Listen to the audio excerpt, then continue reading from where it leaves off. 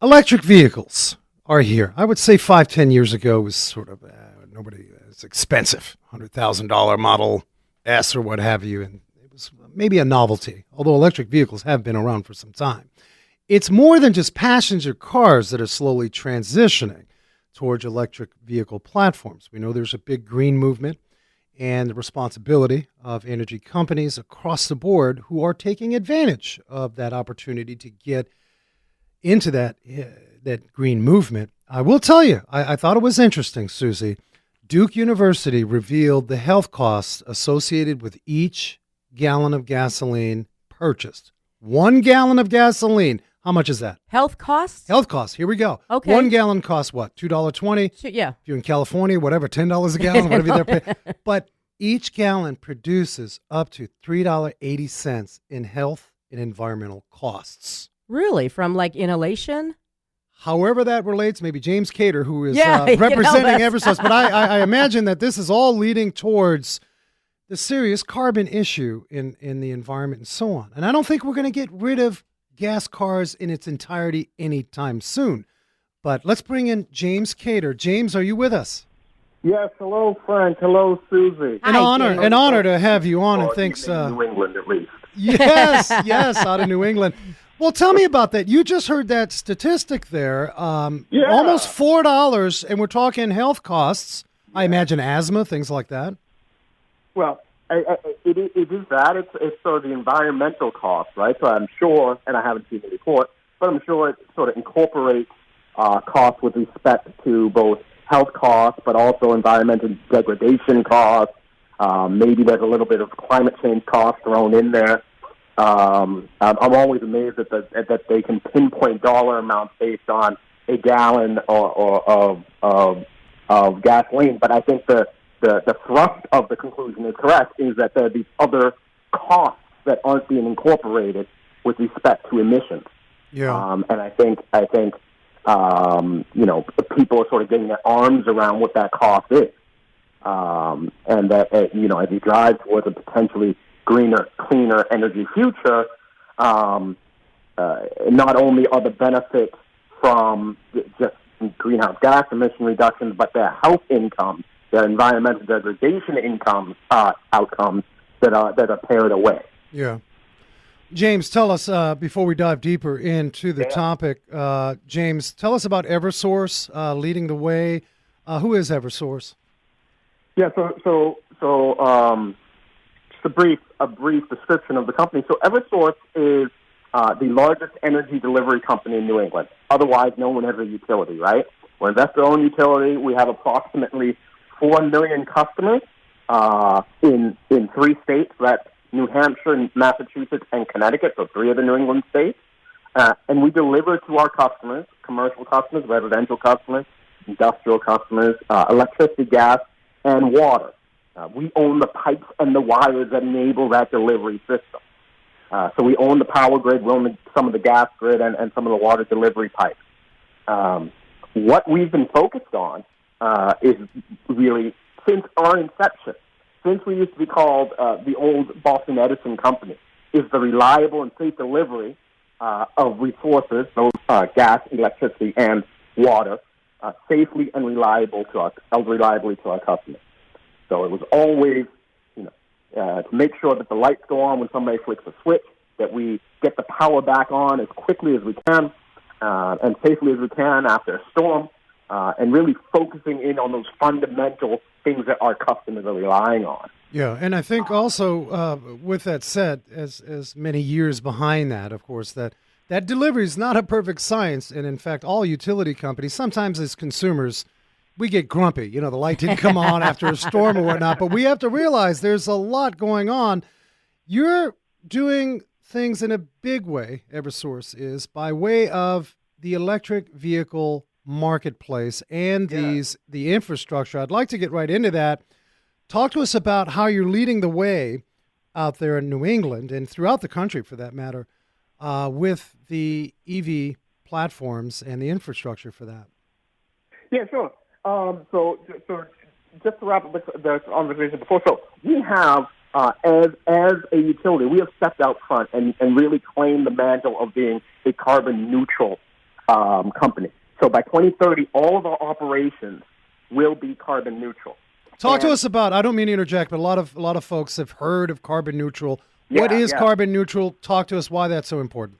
Yeah. So it is a statement about what the future looks like. So the amount of emissions from our tailpipes from our vehicles, our fleet vehicles, our buildings that we own and we have where we work in, our area work centers, our all of that operational greenhouse gas emissions will be eliminated or mitigated to zero by 2030. So the amount of carbon that we produce as a company will be netted out to zero by the amount of carbon that we save in other areas. You think that the corporate America, not just energy companies, but big corporate companies, Fortune 100s and 500s, this is top of mind for them, isn't this right? It is. Yeah. It is, and a lot of companies stepping out front and making those statements, taking bold action in terms of being carbon neutral, because they see climate change is in fact a real thing and want to lead by example, want to be good citizens. And Eversource is going to be has been the first utility company to claim that carbon neutrality mantle and do it by 2030. So we're really excited about that. But the reason why I say that is that this journey toward electrification of transportation is part of our DNA, right? It's part of where we're going towards, where we're leading by example, where we're hoping to make an impact. And so what we've been doing is we've been, and I know you talked about this earlier, putting in the infrastructure, those charging stations, those public-facing charging stations in our communities, in our customer workplaces, where we as Eversource are taking on the cost of that infrastructure, which can be a high amount of the total cost of putting in a charging station, because you have to bring power to it, you have to lay the conduit, you have to dig up some parking lot area to run that conduit. We take on that cost as a utility, and then the customer only pays for the charging station, and then they can have their customers, their residents, their tenants be able to make use of that charging station. Well, let's talk about that. Good program. Yeah, we've been doing it for the past couple of years, and we've had tremendous demand from our customers too. You talk about demand. Let's dive into this. Los Angeles, Susie's coming out with an electric fire truck. They're talking about electric garbage trucks. That sanitation truck can be noisy. We're grateful it comes by, picks up our trash, but it can be pretty noisy no matter where you're at in the country. With LA sort of leading, California is very progressive that way. Are you finding, oddly, resistance to EV platforms for municipalities, i.e. these sanitation trucks and so on? And if you are, is it really about the financial factor? Are some cities, small or large for that matter, having a tough time coming up with the funding to get this conversion of EV platforms? Right. So I think I think one of the reasons that we engaged on this program, one of the reasons we saw a gap, right, in that a lot of our communities, our cities and towns, small and large, throughout the Commonwealth of Massachusetts and Connecticut, are having that gap, right? The city and town budgets are fixed, and we fight for resources. And we want to make the ability for those cities and towns to make putting in EV infrastructure much more accessible. And that's what this program does. We would, at the same time, the cost of procuring electric vehicles for fleet operation, I think that's what you're talking about, right? Right. An electric school bus or an electric transportation department vehicle, Department of Public Works, those are coming to the fore relatively quickly. We will see in the next couple of years a flood of eligible vehicles in the commercial space. OEMs have been stepping up and making broad and bold announcements about electrification. And we'll see that coming in, and we'll see, as competition comes in, prices come down. But we are fixed right now on the conversation. Let's lay the foundation and the groundwork for that infrastructure today so that tomorrow purchasing those vehicles won't be too heavy of a lift for our customers. Yeah, I agree. I absolutely agree. I think initially the sort of barrier to entry on EV vehicles for the average consumer was price. Price is starting to come down. Now it's that range anxiety. Okay, great. Can I roam freely? And these EV charging stations have to be available. I know that in California, the LA market area there, that was a big problem. You had folks that really, and it's getting better, but it's great to see. I want you guys to get on eversource.com. We're going to take a break. During the break, check out the website. They are doing some amazing things in the EV space. We're going to talk about these hub infrastructure, these sort of e-mobility hubs. It's almost like, I think a hub, I think a library, gathering of books, gathering of people. E-mobility hubs, gathering of EV platforms. James Cato at Eversource is going to be joining us. Stay tuned. We're talking the topic of electric vehicles. You guys are aware electric vehicles exist. They're coming down in price. But the big concern is, well, I don't know if I want to get one of these EVs because I just don't know where I'm going to charge one of these up. Before we bring James back, I want to talk to you about breaking news by way of battery science and Volkswagen. Volkswagen has been quietly working with a company called QuantumScape, and QuantumScape is about to change. Batteries have kind of stayed the same. Lithium batteries have been around, but it's fueled the whole explosion, if you will, behind the iPhone and, of course, Tesla. But now they're talking about this pure metallic lithium. I will post this article up on Wrench Nation Facebook after the show, as well as our website. It's a fascinating read. It truly is a game changer. Let's welcome back James Cater with Eversource Energy. Welcome back, James. Hey, Frank, how you doing? Good. Thank you for joining us out of New England. We're talking about electric vehicles and the infrastructure. You said something, and I thought about this during the break, Susie. That's huge when you're taking the responsibility and load off by setting up the infrastructure. Talk to us a little bit more about that before we talk about these mobility hubs.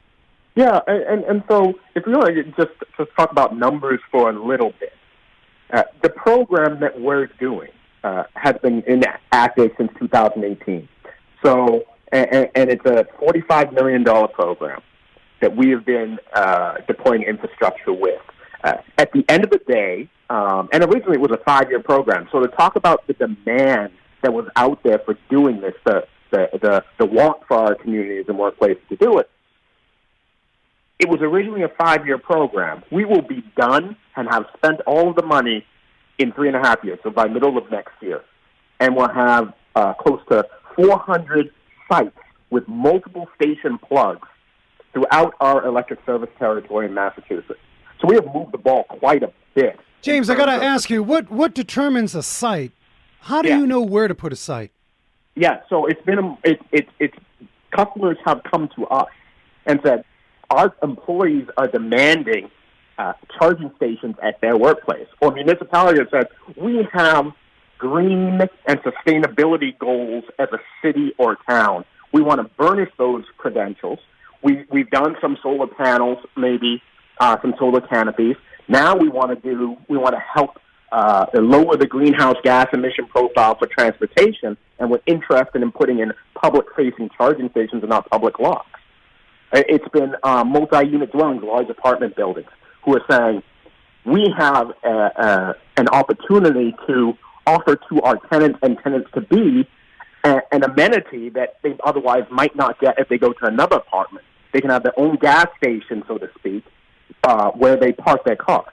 Yeah. So it's been those customers who have said, yes, this makes sense beyond sort of the return on investment, the simple payback. They said, well, there's an amenitization question here and answer here that our employees, tenants, residents are demanding, and we would like to take advantage of it, except the price is too high. It's nice to see. Say, well, we can help you with that. It's nice to see employees picketing on becoming more green as opposed to picketing. I mean, I find that fascinating. Yeah, that is fascinating. And you know what? I was just, I should have used this as my weird automotive news today. But in North Carolina, there's a company called Sheets. And have you ever heard of the term icing? Yes. Okay, so it's a strange trend started appearing across the U.S. where pickup trucks are actually parking and blocking access. And the reason why they call it icing is that ICE stands for internal combustion engine. Oh. So you have our gas people are trying to interfere with our electric people. Yes. Man, come on. Can't we just leave that alone and not be divided on stuff there? Jeez. I'll tell you a funny story, and I actually witnessed this. Someone in an F-150 pulled up to a parking space that had a charging station, because the charging station in the beginning had sort of premium parking areas that was close to where you wanted to go in the parking lot. Pulled up to a spot, took the plug out, and put it under his hood. And just to say, well, yeah, I'm charging. And so, go ahead and try to, move my car. Man, we are a group of passionate Americans, no matter what. Wow. Geez, that's got, I never thought about that. Yeah. And I can imagine some of the vandalism or whatnot that we don't hear about that happens. You guys have, at Evergreen have really thought about where, and a lot of that's excellent. You're getting feedback from the very people you're serving. You ever find that inner cities sometimes are underserved? We often take for granted that those folks in inner cities are just taking mass transportation, but I imagine a lot of folks 20 and 30 miles out. I use New York City as an example. If one is traveling, they're slightly upstate, Rochester, what have you, and they drive an EV, but they're like, no, I can't. There's nowhere in the city for me to plug in. Is that an issue? Yep. It is in a couple of ways. In terms of, first of all, the conversation around serving all of our customers equally. So as a utility, we take in money from all of our ratepayers, right, for their gas bills, their electric bills, their water bills. And then we take that money and put it and dispense it programmatically. And so our DNA is to service all customers. Therefore, our programs should also do the same. So we have a duty to service all of our customers. And what the program does is try to address the transportation electrification needs that we have, but it could do so in such a way that it accesses or our ratepayers who don't own vehicles, don't own cars, could also access vehicles, access this electrification of transportation space. So, for example, we are working with a couple of nonprofits in the city of Boston to stand up a income-tiered car-sharing program, similar to sort of a Zipcar or other car rental services, but it is income-tiered, and those cars, those EVs, are hosted at an affordable housing complex. So tenants who otherwise wouldn't own a vehicle or couldn't access an EV today can experience an EV today with the intention of potentially acquiring a late model EV in the future. And that's how we advance. It's how we programmatically get to that space without sort of just plugging down a station in the middle of the city, and then folks that live there say, well, we can't use it because we don't own vehicles, right? So that only garners resentment. So for a lot of our listeners, they feel, I got to interject because this is important, not necessarily, Susie, that this is all heady stuff, because what I heard, regardless of what we're doing energy-wise and electric vehicle-wise, when you have a company that actually reads the comments and the opinions and the input of their clients, their customers, especially with energy companies, a lot of times we feel like, they're not going to listen to me. You're setting up a program that's tiered, which gives folks at all levels an opportunity for EV. That's huge, James, just by way of speaking that language with your clients. I love that. Yeah, we're excited about it. And additionally, 10% of the capital we're deploying of that $45 million goes into so-called environmental justice communities. So we aren't leaving them behind, but we do think we can do even more. I got to ask you, because this is new terminology. What is environmental justice community? Yeah. So an environmental justice community is similar to what California might call a disadvantaged community.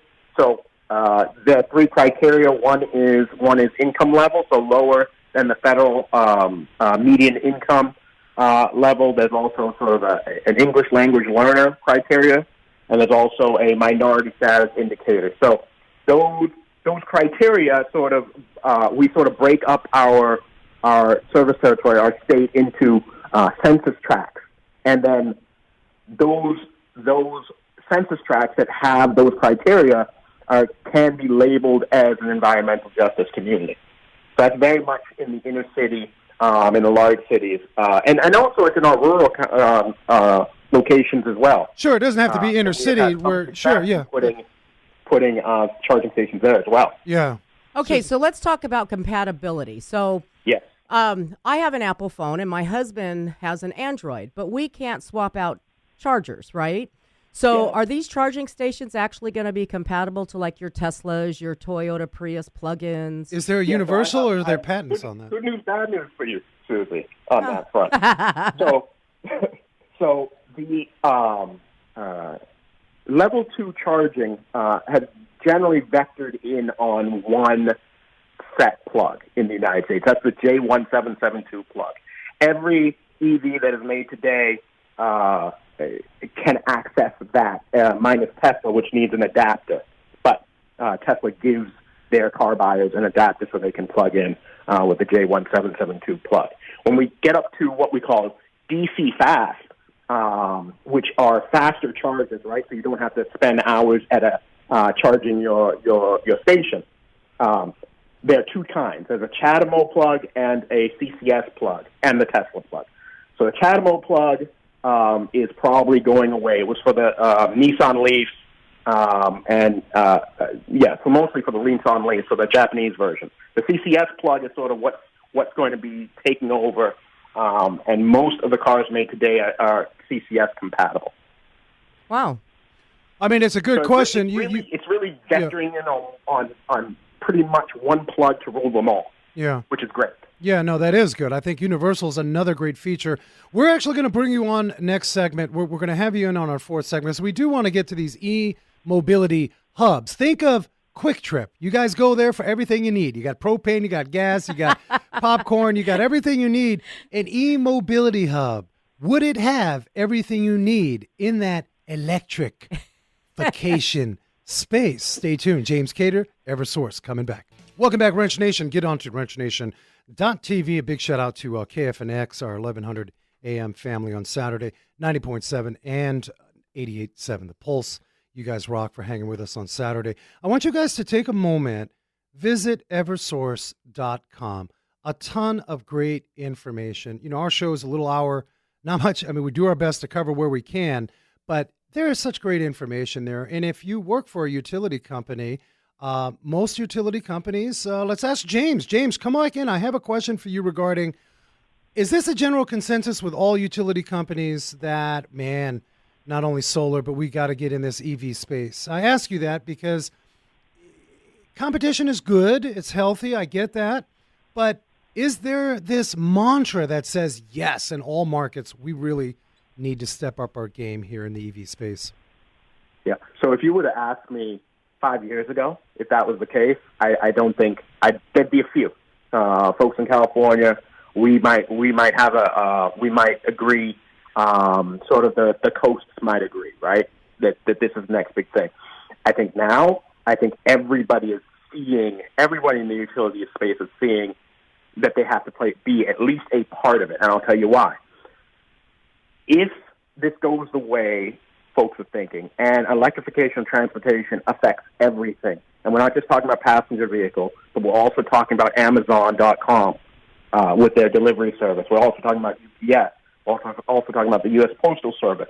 All of these vehicles that currently use gasoline and diesel transfer or adopt electric vehicles. You're going to have a huge amount of a new load onto the power grid that utilities, whether they like to or not, will have to manage.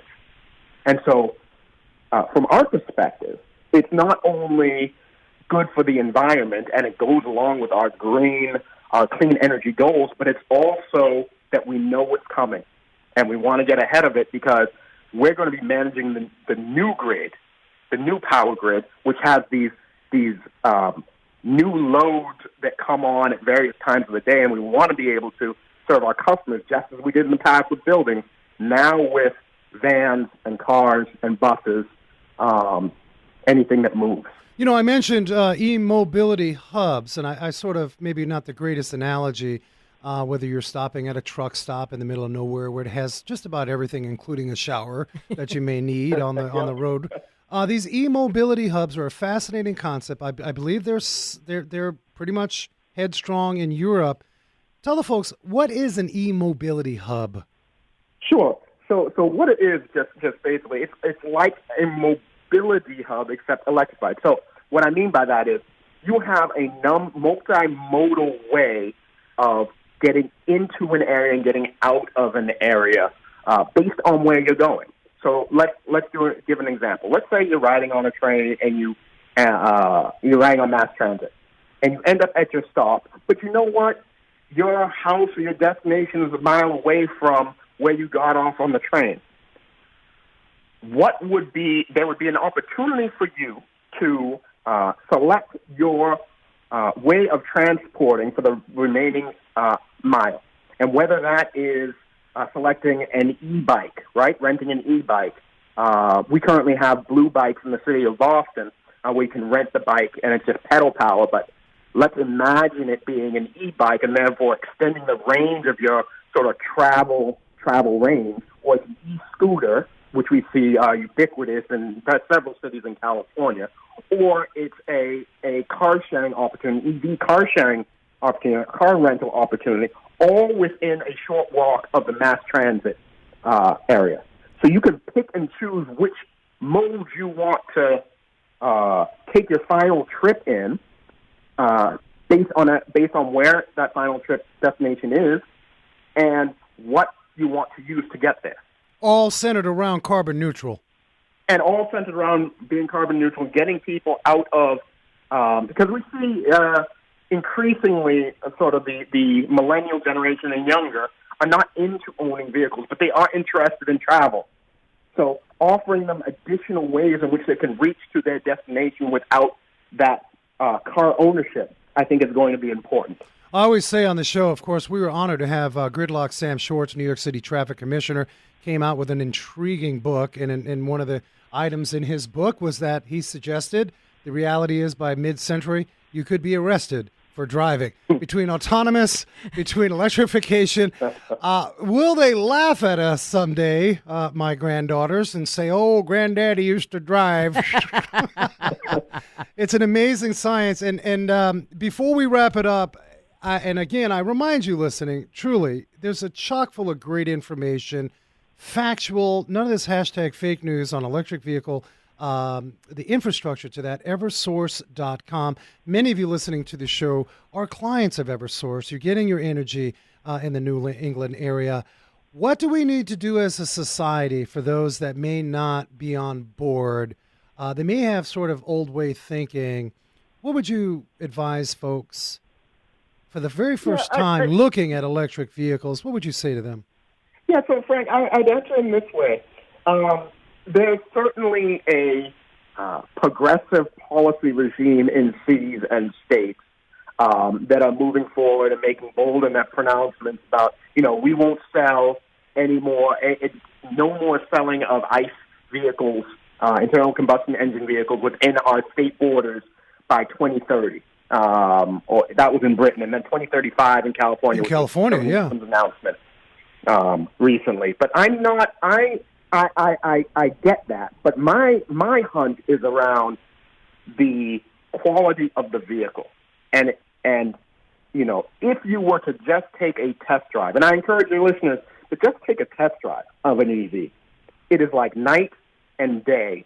The actual vehicle itself has the power, has the torque, has the horsepower, and it's all because of physics, because of electric power. We can go into that discussion another time, but the actual experience is a great experience, and I would encourage folks who are curious to do that. Just take a test drive, and you will see. Speaking it really of is that, and it proves on itself every year. Well, Yeah, I think one way, Susie, real quick, one way is it may not be easy to find, but I think your average rental car agency, whether it be Hertz or Enterprise, they probably have one or two electric vehicles in there. Rent a sucker. I'm sure they do. Head out to the coast, to the beach, or wherever you're going to do, and see what that feels like. I think that's a wonderful idea, James. Susie. That's right. Now, didn't they use an electric vehicle recently to transport an organ? Was it a EV or was it a Lamborghini, Bree? Do you remember that? You don't remember? I think they used an EV or something. I thought it was an EV car to transport an organ from a hospital. Oh, so an organ. I thought you said Oregon. No, Oregon. Yes, it was it was A an human. Italian. So this was Italian based, and I have to get the details. But James, we're seeing. Wouldn't call it shtick, but I think we're seeing some PR behind some. Budweiser making their first big semi-load delivery on a stretch of highway that was electric. I mean, it's here. It's now. We would certainly enjoy having you back on, James. There's so much more to the discussion. Please come back to the show. James Cater, Eversource. Anytime, Frank. I appreciate Thank you so much. I appreciate it. It was fun. Thank you. Yeah, there's a lot going on. And you mentioned it's out of Italy, and I know you're looking this up. You know which one I'm thinking of? Well, they delivered an organ via an electric vehicle, I think. I think it's electric. I just want to get the facts right. You guys listening probably I started know something, didn't I? More about what we were talking about. But my thing is, you're seeing, again, I don't call it shtick. I mean, I think it's here, it's now. But a lot of good questions, and a lot of you will agree listening, man. Like, I'm interested, but I just don't see the infrastructure yet. And I think in the next 36 months, solid, with the news of Volkswagen, with this new battery technology, Tesla. Elon Musk is going to make it happen. He's going to make it all affordable, and he's not going anywhere. So I appreciate you guys hanging out with us. We do have some announcements. You guys know if you have any car shows, get on to our website, contact us, or if your local community, get a hold of us regarding your car show, as well as any automotive topics that you may have, no matter how you may think, this is not a topic. You never know. We love that. We love the feedback that we're getting from you guys. And I am just sourcing this. We did have a notification on our Wrench Nation Facebook message. The season's here. You guys are doing toy drives. A lot of my automotive centers across the country are doing toy drives. And we want a big shout out to Andy Bizub. Andy Bizub owns the, I'm trying to get the, let's just click on his site real quick. I want to make sure I get this right. But in any event, he is doing a Marine Toys for Tots out of Midwest Performance Cars, Marine Toys for Tots. All of my Midwest Wrench Nation family support that. You can donate. These funds go right towards the, let's get the language here. We want to share our daily joy with kids who are less fortunate. Bottom line, kids are less fortunate. Yes. This is the time of year. So, in fact, I invite you to get into that mode. And if money is tight, don't worry about it. Donate your time. We always talk about that. But Marine Toys for Tots, we'll have more information with Andy's garage out there in the Midwest. If you have a garage with a fundraiser, we'd like to know about it. Give you a shout out. Susie, what do you got? So I'm going to clarify because I did a hashtag fake news. You did? I did. Wrench Nation will get You don't understand. Corporate Wrench Nation is listening. We cannot have the so much fake trouble. news. But it wasn't. You got the story set. It was a straight. Lamborghini. It transported a kidney 300 miles in just 2 hours. So it wasn't electric. It wasn't electric. But there's some electric cars that can make that That happen. could probably do that. Yeah. You know what's interesting? You guys know one of the reasons, there's many reasons why I believe electric vehicles are here. But when you see motorsports now having full-on electric vehicle competition, it's here now, people. It'd be interesting to see what some of our old school, and I love the NHRA. You guys know that. And I know a lot of you listening love to attend a good old nitro funny car. But it's going to just be interesting how this all segues, man. Like it just NHRA Well, electric? NHRA is not going anywhere. I don't think you never know. Somebody may come out with an electric, I don't know, 8,000 horsepower running down the track. But as always, man, we appreciate you guys hanging out. Big shout out to our podcast family. If you have a show idea, get on wrenchnation.tv. And if you're in the Chandler, Arizona area, man, you don't need any car work. We just want to see you. We'd love to give you a shop tour, introduce you to all of our automotive technicians. And Thanksgiving is coming up. We should have a show. If not, we'll have a nice replay for you guys. As I tell you every week, man, be safe, hug each other, and never forget to hug a mechanic.